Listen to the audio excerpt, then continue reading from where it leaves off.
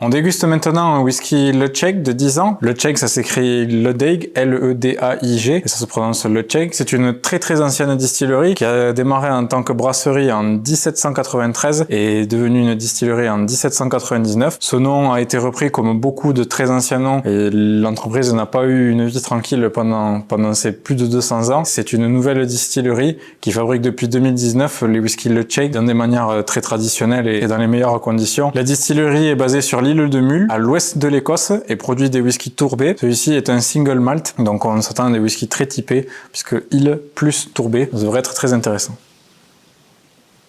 Au nez, on ne s'y trompe pas, on a une belle présence de tourbe, généreuse mais pas stringente comme on peut l'avoir sur certains whiskies.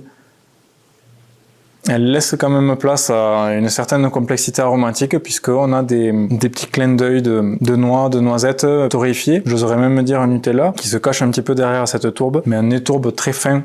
Derrière cette tourbe, on trouve aussi du fruit blanc, un petit côté poire assez généreux qui se cache derrière la tourbe, mais bon, la tourbe reste l'élément principal de ce nez. Pas dans un sens stringent. Je pense que c'est même parfaitement envisageable de déguster ce whisky pour quelqu'un qui n'apprécie pas forcément la tourbe parce que c'est très rond, très bien amené par la charpente et le reste qu'on trouve dans le nez de ce whisky.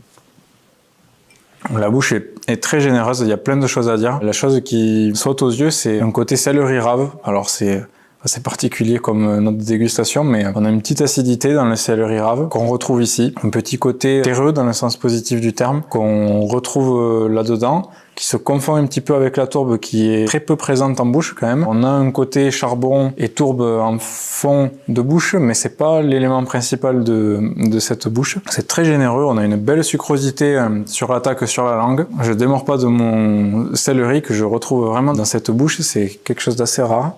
Puis on a sur le bout de la langue quelques crépitements, un petit côté mais très léger, poivre blanc peut-être. On n'a pas d'amertume sur la longueur, quoique très légère, mais on est sur le bois, presque du bois jeune sur la fond de bouche, et on oublie presque la tourbe en dégustant ce whisky. Elle est là pour tapisser un peu la dégustation, mais autant au nez c'est vraiment l'élément principal, en bouche elle laisse place à toute une complexité. Je pense que c'est un whisky qui est vraiment accessible même pour les gens qui n'aiment pas la tourbe. Malheureusement, il y a eu beaucoup de whisky tourbés qui ont été trop tourbés, trop faits, trop exagérés.